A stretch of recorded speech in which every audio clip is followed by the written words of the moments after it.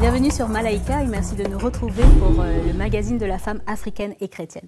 Aujourd'hui, nous allons parler d'un thème, mesdames, qui, je suis sûre, soit vous avez eu peur de cela, soit vous avez entendu parler de cette situation autour de vous, dans vos familles, avec vos copines. Alors restez à l'écoute pour savoir de quoi il s'agit.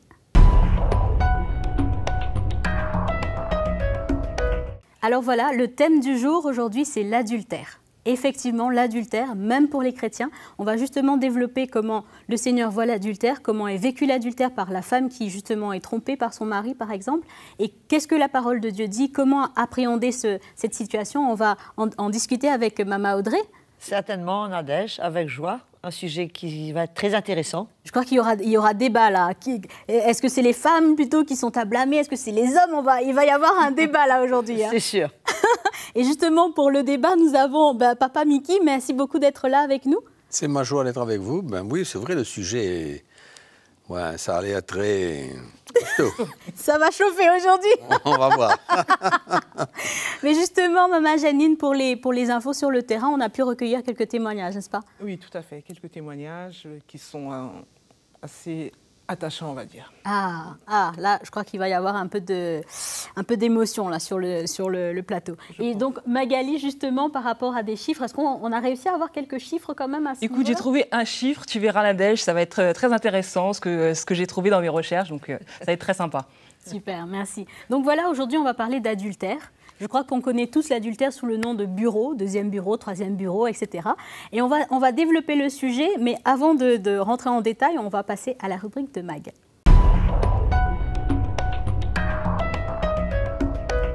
Donc voilà, Magali, tu nous parlais de chiffres, donc ça a réveillé un petit peu ma curiosité. De quoi il s'agit? Alors oui, tout à fait, Nadège. Alors les chiffres vont venir un petit peu plus après dans mon développement. Je vais commencer d'abord par une définition. Alors qu'est-ce que l'adultère?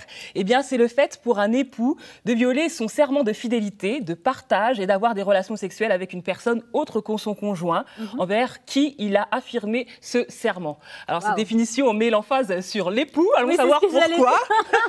J'imagine que c'est souvent les hommes. Voilà, qui sont au beau l'âge. C'est un mystère. Donc, voilà ce que dit cette définition. Et la définition aussi dont tu as évoqué, Nadège, à juste titre, eh bien, on parle en Afrique de bureau, comme vous le savez, Papa Mickey et Maman Audrey. C'est une expression en fait populaire qui a maintenant cours dans toute l'Afrique francophone. Maman Janie, je suis sûre, pourra confirmer. Et qui signifie avoir une maîtresse, tromper sa femme. Et là encore, on dit avoir une maîtresse et non pas avoir un amant. Donc, vraiment, il y a une emphase sur l'homme dessus. Alors, il existerait plusieurs origines, mais un seul sens du bureau, et j'ai trouvé ça très intéressant. Je ne savais pas du tout qu'il y avait une origine historique dans tout cela. Intéressant. En fait, la première origine serait située au Sénégal pendant la Seconde Guerre mondiale. Ça voudrait que en fait, l'expression vienne des militaires français en poste à Dakar et qui trompaient secrètement leurs femmes restées en France avec des Sénégalaises. Et en fait, il y a un parallèle avec le deuxième bureau de l'état-major. En fait, c'est un terme militaire, en fait, deuxième bureau. Et du coup, c'est resté dans les mœurs. Voilà. Tout à fait. Ensuite, vous avez une deuxième origine qui est plus récente, située en Afrique équatoriale, qui voudrait que l'expression ait pris naissance au sein de la bourgeoisie africaine, parce qu'en fait, les hommes monogames, pour des raisons de statut social, tout simple, se donnent une maîtresse officielle, et ils voyaient cette maîtresse pendant la journée où ils étaient au bureau. Donc, c'est pour ça aussi qu'on parle de deuxième bureau. Vous voyez, il y a naissance à toute chose. Et ensuite, la multiplication des maîtresses donne naissance au troisième bureau, et on parle aussi de quatrième bureau, et même d'entreprise, Papa Mickey. Pourquoi on parle d'entreprise? Parce que celui qui a des multitudes de bureaux, et bien on peut dire qu'il a une chef d'entreprise. Il a monté une entreprise. Tout à fait. Alors, c'est vrai que l'existence du deuxième bureau, maintenant, on va parler un petit peu plus sérieusement. C'est vrai que c'est supposé par toutes les femmes africaines. Comme tu l'as dit, à juste titre, c'est une frayeur. Il suffit qu'un homme rentre tard, que de l'argent disparaisse, qu'il ne soit pas trop présent à la maison. Et c'est cette menace du deuxième bureau qui pèse sur les foyers et qui plane sur toute femme africaine. Et parce qu'elle a vraiment l'impression qu'elle peut devenir la seconde épouse du mari à tout moment. Et c'est vrai que c'est un sujet de frayeur, tout à fait. Je vais finir cette rubrique en disant quelques versets de ce que dit la Bible sur l'adultère. Le verset que tout le monde connaît, Hébreux 13, verset 4, « Que le mariage soit honoré de tous et le lit conjugal exempt de souillure, car Dieu jugera les impudiques ou les adultères. » Et vous avez également dans le Nouveau Testament Jésus qui est quand même assez virulent sur l'adultère. Dans Matthieu 5, verset 27, il dit « Vous avez appris qu'il a été dit, tu ne commettras point d'adultère, mais moi je vous dis que quiconque regarde une femme pour la convoiter a déjà commis un adultère avec elle dans son cœur. » Donc on voit que pour le Seigneur, déjà, c'est même pas, on n'est pas dans le stade de passer au physique, mais même un regard peut se traduire par un adultère. Donc voilà ce que j'ai dit. Non, il ne faut pas exagérer, c'est pas juste un regard. Le convoiter plutôt. C'est aller plus loin. Et laisser son regard aller très loin. Errer. Voilà. Errer, bon, encore se développer. Parce qu'autrement, sinon c'est difficile. Nous aurions tous des adultères. Effectivement. Merci Papa Vicky d'avoir réactif.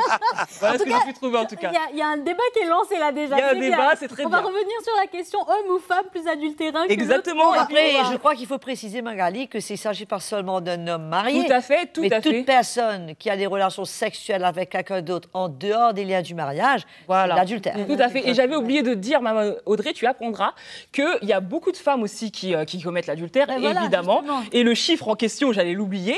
Eh bien, par exemple, il y a eu une étude qui a été faite par un institut américain et ils ont recensé que 62% des femmes au Nigeria ont au moins commis un acte extra-conjugal dans leur vie. Donc c'est quand même assez énorme pour ce pays. Voilà, exactement. Donc les femmes sont concernées aussi par cela. J'étais un petit peu méchante tout à l'heure. Je reprends. Voilà, je reprends. Donc justement, on parle d'adultère, Maman Janine, et on parlait de témoignages justement de situations vécues à Kinshasa. Donc qu'en est-il Alors au effectivement, Nadège, moi j'ai 2 témoignages, 2 sœurs, dont la première, elle était donc victime d'adultère, mariée depuis plusieurs années, donc c'est un couple chrétien. Et donc quand elle a découvert, parce qu'elle soupçonnait depuis un moment, mais elle a fini par le découvrir, et elle a eu cette réaction de se demander qu'est-ce que j'ai fait pour que mon mari aille chercher ailleurs. Et donc elle s'est remise en cause. Elle a vraiment fait un travail, elle a dit que c'était extrêmement difficile pour elle, mais ce travail était nécessaire pour elle, pour comprendre.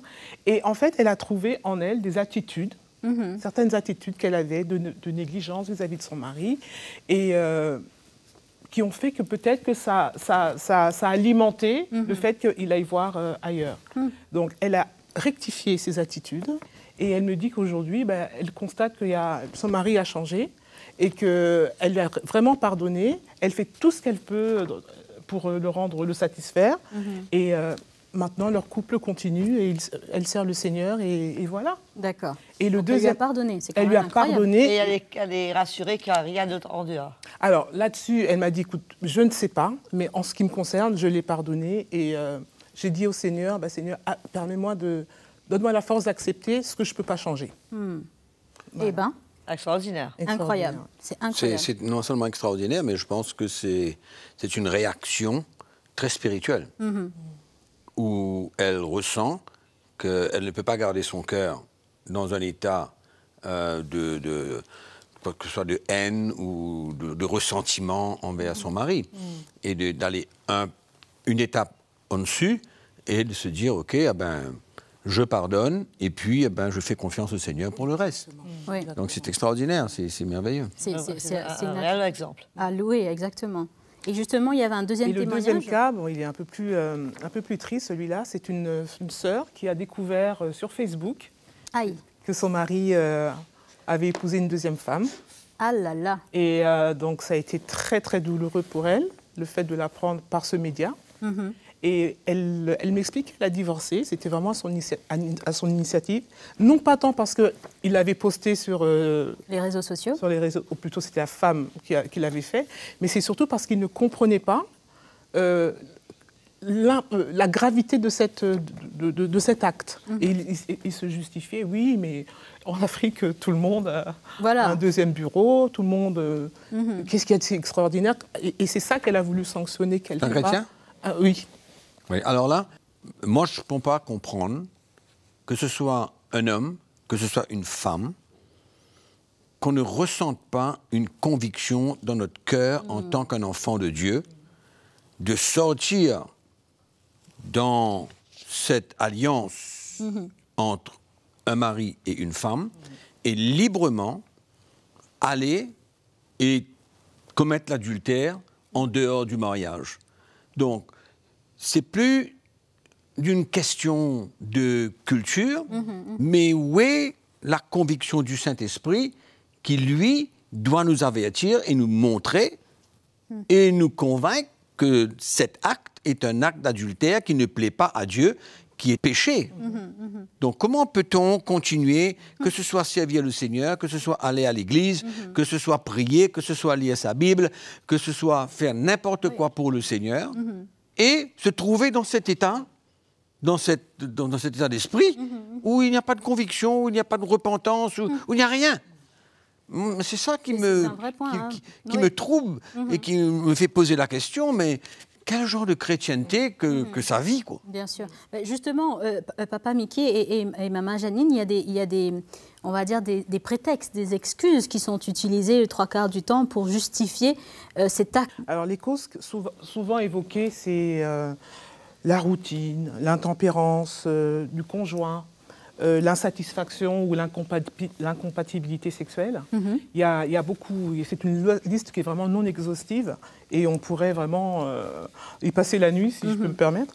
Mais il y a une sœur qui m'a dit quelque chose que j'ai trouvé... en tout cas, ça m'a donné matière à réfléchir. Elle m'a expliqué, d'ailleurs, c'est cette sœur qui a fait dont j'ai parlé dans le premier témoignage. Elle a dit, voilà, les hommes et les femmes en Afrique, on ne fonctionne pas de la même manière. La femme a besoin de 2 choses, en fait. Ce qu'elle va rechercher, c'est 2 choses, et l'homme va rechercher 3 choses.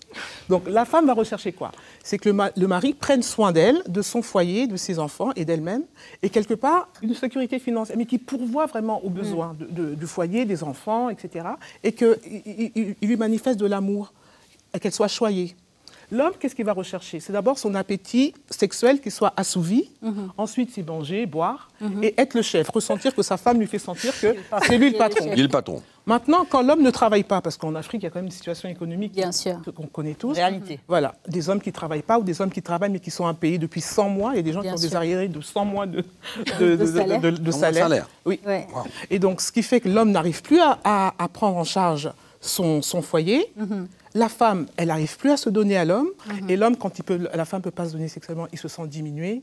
Et qu'est-ce qu'il va faire? Il va aller chercher ailleurs. Voilà. Justement, Papa Mickey, on a entendu toutes ces explications, on va dire. Mais qu'est-ce que la parole de Dieu dit par rapport à l'adultère? Que dit le Seigneur? Est-ce que ça se justifie? Non, il n'y a aucune justification, il n'y a aucune excuse, il n'y a absolument rien. Parce que quand un homme et une femme se donnent en mariage, ils savent devant le Seigneur qu'est-ce qu'ils font.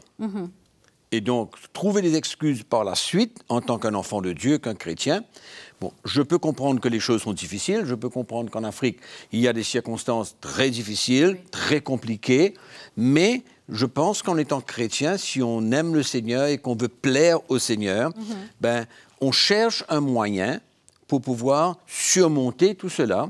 Mais je comprends aussi que quand le vrai évangile n'est pas annoncé, n'est pas annoncé, alors c'est là où on trouve des excuses, des justifications pour continuer dans notre péché. Et je pense que non seulement cela, c'est toléré par l'Église. Absolument, il n'y a pas le vrai évangile. C'est toléré par l'Église et il y a certainement des pasteurs, je pense, qui se trouvent dans cette situation. Donc, depuis toute la ligne, ça commence haut et ça va sur toute la ligne. Et ensuite, il y a encore une question de coutume qui rentre en jeu, d'acceptation de la situation par les gens autour de nous. Mais c'est sûr que la parole de Dieu est claire. La parole de Dieu, dans Corinthiens, dit que les adultères n'hériteront pas le royaume de Dieu. Justement, Maman Audrey, on voit bien que c'est sûr que la parole de Dieu ne cautionne pas cela, mais il y a une sorte de culpabilité, comme on entendait la sœur justement qui donnait le témoignage au travers de Maman Janine, qui se sentait coupable. Il n'y a aucune femme qui est parfaite, et non plus aucun homme. Bien sûr. Et ce n'est pas une raison qui va justifier mon infidélité. Au fait, dans le livre des Proverbes, le Seigneur, quand il parle de l'adultère, il continue, il dit on ne justifie pas le voleur de dérober pour assouvir sa faim. Exactement. C'est-à-dire, dans le même contexte, en voulant dire, écoute, si tu as des raisons des appétits sexuels qui ne sont pas assouvis, mais ce n'est pas une raison pour toi d'aller chercher ailleurs. C'est ça. Puisque le Seigneur condamne cela, puisqu'on a déjà parlé dans des programmes précédents, comment cette relation entre le mari et la femme, c'est la relation privilégiée que le Seigneur compare à la relation de Christ et l'Église. Justement, je veux encourager toutes nos téléspectatrices à télécharger le livre que Papa Mickey a écrit sur l'Église doit savoir. On parlait tout à l'heure de la saine doctrine, du bon fondement, et je pense qu'on invite toutes celles qui nous regardent, et ceux qui nous regardent aussi, à télécharger le livre sur le lien qui s'affiche. Et surtout à communiquer ce lien à d'autres. Voilà, à le partager à d'autres personnes. Exactement. Le livre est disponible gratuitement.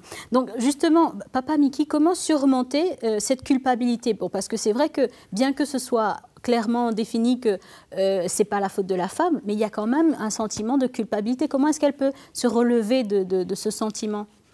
On vient d'avoir le témoignage de Maman Janine, qui doit être la réaction normale d'une femme qui aime Jésus et qui veut plaire au Seigneur, c'est de pardonner. Pardonner, ben, c'est le miracle. Bien sûr. Parce que quand vraiment on pardonne et qu'on s'humilie, ben, le Seigneur s'occupe par sa grâce, ben, il nous comble et il nous donne la foi. Oui.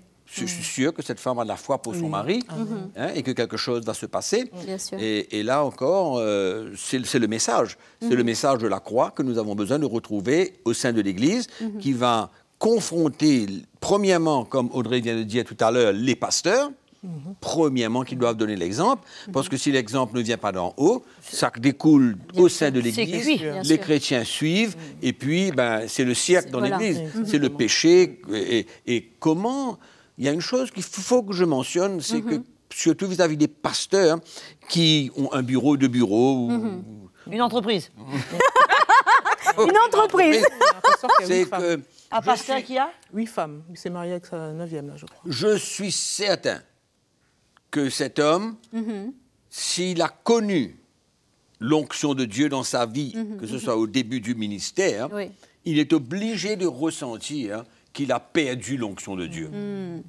Dieu ne peut pas oindre un homme qui vit dans le péché. Exactement. C'est impossible. Waouh. Parce que, et ça c'est clair, et donc tous ces pasteurs qui aujourd'hui trouvent des excuses, etc., derrière la culture, comme Audrey a dit tout à l'heure là, il n'y a aucune raison. Et ils doivent comprendre que le Seigneur ne peut pas être avec eux et qu'il n'y a pas d'onction de Dieu dans leur vie désormais. Et non seulement ça, moi j'irai plus loin. Je dirais que non seulement ils ne peuvent pas se permettre cela, mais ils ne peuvent pas encore plus encourager le peuple de Dieu à rester dans le péché, à vivre dans le péché. C'est pas possible, puisque en plus qu'ils n'entrent pas, eux, dans le royaume de Dieu, mais ils ferment la porte pour les autres. Oui, tout à fait. Mais je crois, Nadège, pour répondre à ta question aussi, je pense que quand même, c'est extraordinaire que cette femme a voulu faire le point. Voilà. Je ne crois pas que c'est une question de culpabilité. Je ne prendrai pas ça de cette façon. Je dirais, mais c'est un bon exercice de se dire, écoute, après tout, j'ai chez moi une part dedans, il y a certainement des choses. C'est une occasion de se remettre en question. Et si, quelque part, je ressens que je suis convaincue que j'ai passé à côté quelque part, que j'étais négligente, que, bon, j'ai pas été je sais pas quoi ou je sais pas quoi, ben, rien ne m'empêche d'aller vers mon mari et de dire, écoute, je réalise que de mon côté, j'ai passé à côté, etc., et faire ma part. Oui, bien sûr. Mais cela ne veut pas dire que je suis culpabilisée. Voilà. Okay. Mais je dois quand même faire ma part si je peux le faire. Et comme on a vu dans le cas de cette sœur, ça a aidé. Oui, bien sûr. Mais que ça aide ou que ça n'aide pas, j'ai fait ma part et je ne peux pas maintenant prendre la responsabilité si ça ne marche pas. D'ailleurs, on a le cas d'une sœur sur Facebook qui a donné le même témoignage. J'allais te parler de ça. Voilà, et qui justement disait que par le fait qu'elle ait pardonné à son mari, il y a une restauration qui s'est faite au sein de son foyer. Mais juste à la suite de son témoignage, il y a une autre sœur qui a posé la question,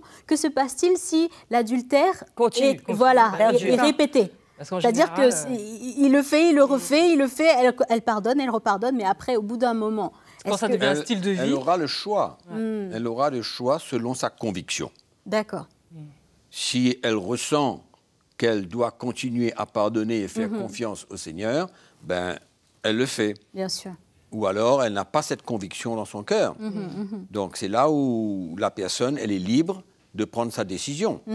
Donc, ce n'est pas une loi, ce n'est pas une théorie, ce n'est pas une technique. Bien sûr. Mais dans tous les cas, elle doit pardonner.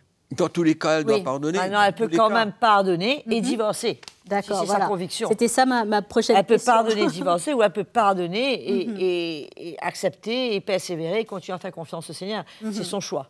Bien C'est sûr. son choix, puisque la parole de Dieu le dit clairement que si elle désire, dans ce cas, se séparer, elle est libre. Bien sûr. Elle peut le faire. Pour revenir justement à l'aspect des pensées dont Magali parlait, où le Seigneur dit que celui qui a convoité une femme dans ses pensées, il est déjà adultère.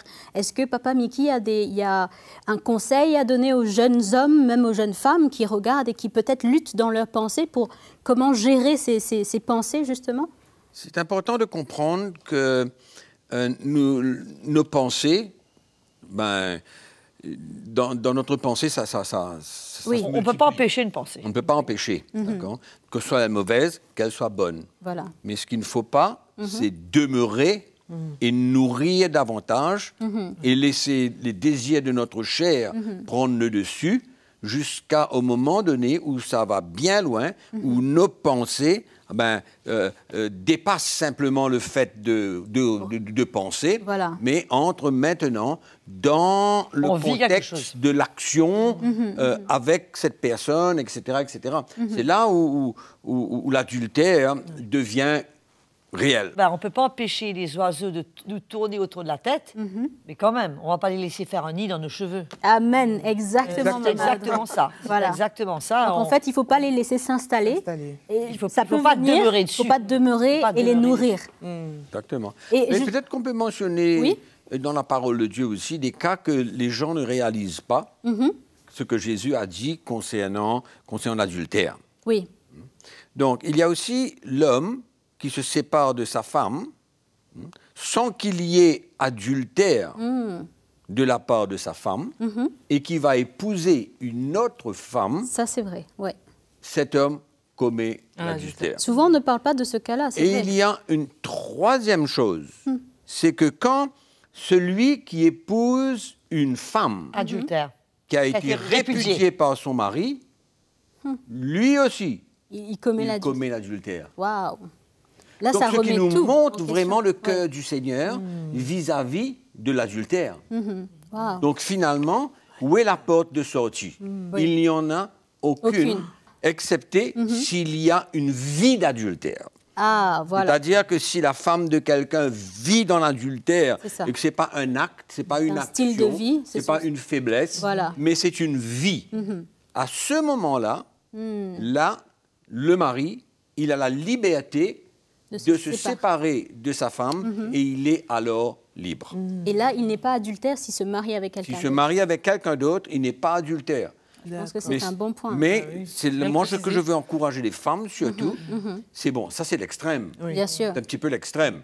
Mais dans le contexte de la personne, où la femme ou le mari a commis un adultère, ou la femme a commis un adultère, quand on comprend l'Évangile et on comprend le cœur du Seigneur, notre attitude serait de pardonner. C'est ça où le message de la croix vient prendre sa place dans la vie du chrétien, où il comprend qu'il a besoin de perdre sa vie. Et ça, c'est un moyen aussi de perdre sa vie. Bien sûr. De ne pas chercher, comment dirais-je, de prouver quelque chose ou quoi, mais il s'humilie, ou elle s'humilie, elle pardonne comme cette femme. Et ça, c'est l'idéal. L'idéal. Bien sûr. L'idéal. Et il faut, bien sûr, moi je ne crois pas qu'une femme ou un mari peut demander le divorce après un acte d'infidélité. Donc c'était une faiblesse, disons. Il est tombé. Un moment de faiblesse. Un moment de faiblesse. Oui. Donc c'est pas une théorie qu'on applique. Et je crois que la femme ou le mari doit avoir ce cœur, comme Jésus a eu pour la femme, cette femme adultère. Voilà. Alors ça, c'est quelque chose... Dans Jean 8. Dans Jean 8, exactement. Ça, c'est quelque chose d'extraordinaire. C'est un passage qui m'a toujours frappé, parce qu'on voit là le cœur de Jésus, et on voit... La loi. Exact. Et on voit de l'autre côté la technique, la théorie, la loi, etc. On applique à la lettre. Et la dureté du cœur. Oui, oui. Et on voit comment Jésus a pardonné cette femme. Il a dit, va et ne pêche plus. Ça, c'est extraordinaire. Et moi, je crois que c'est ça que les femmes, que ce soit les femmes ou les hommes, doivent pouvoir vivre cette expérience de pouvoir pardonner et relâcher et d'avoir la foi pour son conjoint. Le conjoint, bien sûr. Ça, c'est quelque chose d'extraordinaire. Bien sûr. Parce que c'est ça la chrétienté. C'est ça la chrétienté. C'est pas simplement abandonner au premier coup. Et autant que je sache, c'est exactement ce qui s'est passé avec la Samaritaine. Aussi, oui, Bien tout sûr. à fait. Le Seigneur lui a dit, eh ben, en fait, l'homme avec qui tu es n'est pas ton mari. Et tu as eu 5 maris. Et tu as eu 5 maris. Voilà. Et il a dit, mais ben, va, ne pêche plus. Voilà, Oui. tout à fait. Ben, c'est un peu la même chose. Puisque quand même, nous, on a grandi avec la compréhension qu'il y avait péché originel et péché capital, C'est et ça. péché mortel. Il y a le grand péché, Péché les petits mortel, péchés. c'est ça. Ouais. Et donc l'adultère était parmi les péchés mortels. Mais c'est pas le péché mortel dans le sens que, à moins que, comme le frère Mickey vient de dire, qu'on se serve ça comme un style de vie. Bien sûr. Ben, le Seigneur pardonne l'adultère. Il a pris cela sur la croix comme il a pris tout autre péché. Et si quelqu'un a commis l'adultère, c'est pas la peine qu'il être pardonné. vive condamné toute sa vie. Il suffit de se repentir de tout votre cœur devant le Seigneur. Si c'est nécessaire devant votre mari, ça je ne sais pas. Bien sûr. Mais d'accepter le pardon du Seigneur et de recommencer une nouvelle page. Ben, justement, Maman Audrey, est-ce qu'il y a des conseils pratiques? Parce que, bon, on est chrétien, on vit quand même sur Terre. Est-ce qu'il y a des petites préventions à avoir? Certainement, je crois que, par exemple, on disait dernièrement, c'est pas sage que, par exemple, des frères aillent seuls visiter une sœur. Une sœur, voilà. Puisqu'il y a toujours des situations qui peuvent se présenter, il faut être C'est ça. sage. Et du reste, le Seigneur envoyait toujours les disciples 2 par 2. Ils n'allaient jamais seuls, ils allaient toujours 2 par 2. Et c'est un très bon principe. Une protection. Voilà, ça nous protège. Maintenant, je dois dire qu'une situation quand même assez délicate, c'est dans les bureaux. Et ça, je crois que c'est une Les vrais occasion- bureaux, là. On parle des vrais bureaux, là. Les vrais bureaux, les vraies entreprises. Je crois que c'est une Parce qu'il occasion faut faire attention avec la terminologie. hein. régulière de cause d'adultère. Puisque, bon, on sait un mariage, après 5 ans, 6 ans, bon, c'est plus les roses, c'est plus le chocolat, Bien sûr. c'est plus le grand amour, la femme ne se soigne plus comme elle se soignait avant, et il arrive au bureau, le monsieur, ben... Il voit la secrétaire on toute dit, c'est pas, pimpante, prends ton thé, on le traite un peu comme... Là, la secrétaire, bonjour monsieur, Voilà. elle a du respect, elle est au petit soin. Bien sûr. Elle est au petit soin. Et on te sert une tasse de thé, ça s'habille avec des petites mini-jupes, ça sait Voilà. comment s'habiller. Et finalement, quelque chose commence bien vite. Donc, il faut faire très attention, il faut être conscient que ce sont des pièges préparés par l'ennemi pour nous tendre ces pièges, pour nous emmener justement à tomber dans le péché. Bien sûr. Le message de la croix de Christ dans la vie d'un homme, il est obligé d'avoir la crainte de Dieu dans son cœur. C'est pourquoi le péché, ça doit devenir une faiblesse. Ça doit être sûr. juste une faiblesse. Il ne Mais veut pas vivre ça comme ne ça. peut pas Être un style de arriver de à vie, devenir une vie. Oui. Exactement. Parce que le message de la croix emmène une conviction dans notre cœur, où l'Esprit de Dieu nous rappelle toujours et nous confronte Bien sûr. et nous interpelle.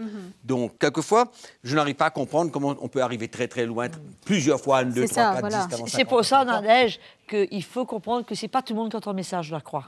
C'est très peu qui entendent un message, qui les remet en question, Bien sûr. qui les confronte, qui expose leur vie. Et il y a très peu de pasteurs Oui, bien qui sûr. ont eux-mêmes non seulement reçu, mais qui vivent ce message. Bien sûr. Ben justement, Maman Audrey, nous arrivons au terme de notre émission et on va devoir passer au mot de la fin. Ben, j'encourage ceux qui nous écoutent, si vous êtes dans une situation d'adultère, ben, sachez que Dieu peut vous pardonner, il peut vous restaurer et peut vous redonner une nouvelle vie avec votre épouse ou avec votre époux. Et si vous êtes une victime d'adultère, le pardon est une grande solution pour chacun de nous. Amen. Restez à l'écoute pour la prochaine émission. Bonjour.